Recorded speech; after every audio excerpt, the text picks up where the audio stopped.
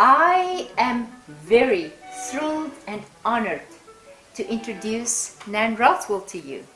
Nan is bringing such a rich knowledge and information to TeachinArt. How do you feel about teaching to the camera? Could you imagine your audience behind the camera, or how did you experience it? I've had some practice because my son and I made several teaching videos in the past. Sometimes I forget to look up, but I think when I teach people, sometimes I forget to look up too, so it's not that different. But those teaching videos, some of them were published by Ceramics Arts Daily. We worked 2 videos. One was on wheel throwing and one was on glazing and decorating. And the wheel throwing one is really 2 discs. It's, you know, it's several hours of teaching. And at the beginning, I was a mess. And by the end, I was pretty comfortable with it. For our viewers, I would like to tell you that our classes normally converts from, if you have a one-day workshop, it converts into a whole week of information. So you will have the opportunity to learn everything that you would have to just absorb in one day. You will have the opportunity to absorb that over a whole week, and of course you can keep on reviewing it. Where you're going to be crucial in the whole process, because you're going to be interactive with your online students. Yeah, that's the part that's new and interesting to me. I've made videos, and of course I've done a lot of in-person teaching, but I've never had that interaction. If I can back up, your career started when you were 19 years old. You were a spring chicken at the time. Tell me about it. Yeah, I really was. I had left college for a year, and I traveled to England and went to someone's house for dinner, the parents of a friend of mine from college. And Rosemary, my friend's mother, was a potter. And I stayed the night, and then I stayed for 6 months. How did it happen that you stayed? Well, I started making pots and just fell right into it. It was an immediate addiction. And I ended up working in Rosemary's studio. She came to the States, and I took care of her cat and her mom. And I just kept working and working. And somewhere along the way, I decided to apply to pottery school. So in Which school? The Harrow College of Art. They had a studio art program that was really an exceptionally wonderful program. It was taught by full-time potters who came in once a week and shared their information with us. And it was geared to making you be able to make a living making pots. So in addition to doing repetition throwing, we formulated glazes, we built a kiln, we built a wheel. It was very, it was a nice balance between technical and artistic. Coming from South Africa myself, with a different cultural experience in my clay work, it was very clear to me that you learned certain things the English way. And then you came back to the United States, and here you found the American way. What kind of things would you address if I would ask you to tell me the differences that you experienced? That's a really good question. I think one of the differences I perceived when I went to craft shops and looked around was that I felt at the time that the finish quality of English pots was superior. That's not universal, but people paid a lot of attention. My teachers and my friends making pots in England paid more attention to the finish and the base and the handle and the way they were more finely crafted than American pots were at that time. We're talking about a long time ago, 1972. Yeah. On the other side, I think the American pottery scene was more diverse and lively. The English potters I knew were making high-quality, functional work, the ones I knew. But there was more experimentation and more different influences. Freedom. Yeah, freedom. I think that the pots that have influenced me most in my own life aren't really the English pots I learned from. They really are the early American salt glaze pots that I began to look at. Most of the time I've been making pots, I've been working in salt glaze. And the pots that I fell in love with more than any others were the salt glaze pots from La Borne in France and the early German and Pennsylvania Dutch pots that I saw in museums, both in England but mostly in this country. There was something about the swell of the form and the surface quality that just knocked my socks off. The time period that you were doing clay work was very early on when there was really a rise in an interest in clay work. Not too long before you started out with clay work, Bernard Leach was the one that really brought studio pottery back into the back on the scene. Mm-hmm. And I think there might have been at the time still a very tightness around it because there was a lot of mystery that Mm-hmm. was still involved Yeah. around clay. Yeah, Bernard Leach was very much an influence at Harrow. His son David did our assessment, and several of my teachers were directly linked to Leach. So I definitely come out of that tradition. Yeah. I think that there's a little bit of a misconception about how far down pottery had gone before it came back up as studio pottery in England. When I was there were still village potters. There were still people making functional work that they sold locally. And that didn't die out entirely, I think, until maybe a little later than when I started. But it certainly was not the case here in this country. I think ball jars and industrial glass and things had pretty much done in the small country potter in the United States. Yeah. And it was also the hippie era. Mm-hmm. Here in the States. That's me. So at what stage did you start teaching? Way too soon before I knew what I was doing. Shortly after I moved back to the States, I got a job at the community college. I was a baby potter. I really didn't know what I was doing. I have no idea why they gave me that job. But teaching teaches you a lot. You know, it really makes you understand what you don't know. Yeah.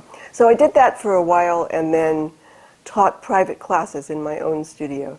And that kind of perked along at a low level for a number of years. I think I started teaching more out in the world within the past 20 or 25 years. I've been making pots for 48 years, so it's, it's a long time. Long time. Yeah. And you have such beautiful, strong forms. I am dying to pick this picture up by its handle. Yeah. Why don't you tell us a little bit about it? If you make a picture all in one piece and this large, the odds are it's going to be very heavy because you need to have the clay come all the way up and support the top. What I've discovered is that by making it in two parts, making the first part up to this line and then letting it firm up and then adding a circle of clay, a donut of clay, and continuing to throw, you can get a nice strong top without having to support it with too much clay underneath. I really care about function with my pots. I really want them to work well. So I don't mind if some pots are very bottom heavy. Lamps, vases, that's fine. But something that you're going to try and fill up with a gallon of water, because this probably would hold a gallon, and then pick up, it's got to be light. Especially if it's sangria or something like that. You don't want it all over your living room rug. You know? I think function really matters to me. I think that's part of the background that I came out of in England. There's another example for you of, I think, the difference between American and English pots at the time when I came back to the States. Not so true now, but back then, they were all about function. They were all about making pots to be used, and I carry that with me. But, also, this specific picture, it's big, but it doesn't look heavy because you paid attention in tapering it to the bottom. And also something that I've not heard any potters talked about before is that little shadow that you need to have there. And I've taught that all my years, to have that little shadow that's just giving that little lift. A little bit of lift, yeah. That's going to make it. Yeah. And I've noticed that with every piece that you have here, that you thought it through in a way that you design it before you make it. That's really true. That's really true. And that's what happens when you've been doing it long enough that you can get the clay to do what you want instead of just having whatever happens be what happens. Yeah. That's really when it gets to be fun. So speaking of design, Chris and I had a little bit of a disagreement about the design of this pot because I thought I was aiming for what's called the golden mean, which is the proportion of 3 to 5. And this is more 2 to 6. I would like this pot better if it were about 1.5 inches taller. It would be more what I was really aiming for. Yeah. But I didn't put enough clay on top. And I'm happy enough with it the way it is. But I do very much have an idea, an image of what I'm hoping for when I go into making pots. And that's something that will make your throwing improve very quickly, is if when you sit down to throw, you have a clear vision of what you want to make. You're at a cross point I am. in your life. I am. And up till now, you've done salt glazing, you've done reduction work, but you moved recently, and everything in your life's about to change. Everything in my life is changing. But now you're moving on to a next phase, and that's not electric firing. No, it's not. No, it's not. I could have guessed that. So I had 2 kilns in my studio in Nelson County for many years. We lived in Nelson County for 38 years, and have recently moved to Charlottesville, relatively recently, and have now bought a house, which we're renovating, and I'm going to have a small studio in the house. And I have just purchased, but not yet fired, a new small, for me, small, gas-fired stoneware reduction kiln. So I plan to continue working in this glaze range. But I won't have access to the salt. I probably will still fire with Kevin, so I'll have a little wood firing just in case I need to see some more active flame. Tell me a little bit about your mentors. You had some in England and you had some in the United States. Tell me about them. Probably one of my most important mentors was my very first teacher. She was Rosemary Zorja, was her name. She was never a well-known potter, but she was an incredibly generous teacher. And she loved clay. And it's she that moved to the United States later? Yes. Okay. She was really an important person in my life, and also as a clay teacher, because she had the bug. She loved clay, and she shared that with me. That passion. Yeah. That passion came through. And then she was friends with Mick Casson, who was one of the people who ran the pottery school that I went to. Yeah. So when she said, at some point she said, I think you've learned what you can from me, it's time for you to go learn from other potters. She put me on to the Harrow pottery course. At Harrow, there were a number of well-known potters teaching.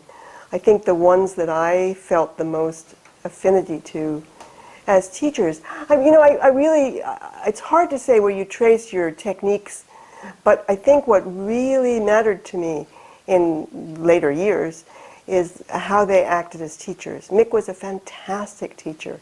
He was so encouraging and supportive.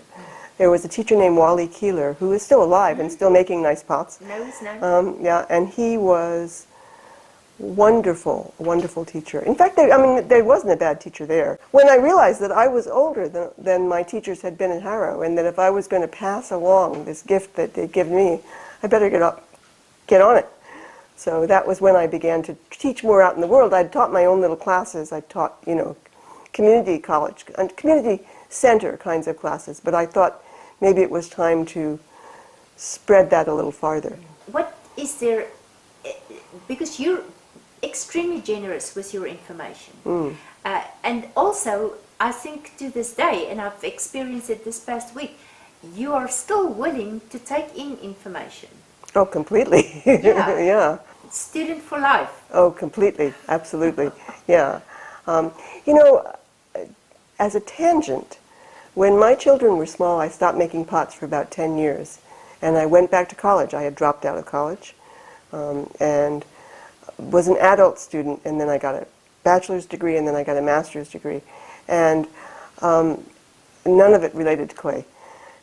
And I discovered how much I loved being a student.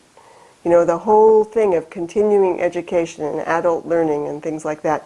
I hadn't turned my brain off, but I hadn't really been exercising it very much either. And I really love learning, and I really love sharing what I've learned. So I was teaching, not only was I teaching clay, but I was also teaching writing for a while. Do you have artists in your family?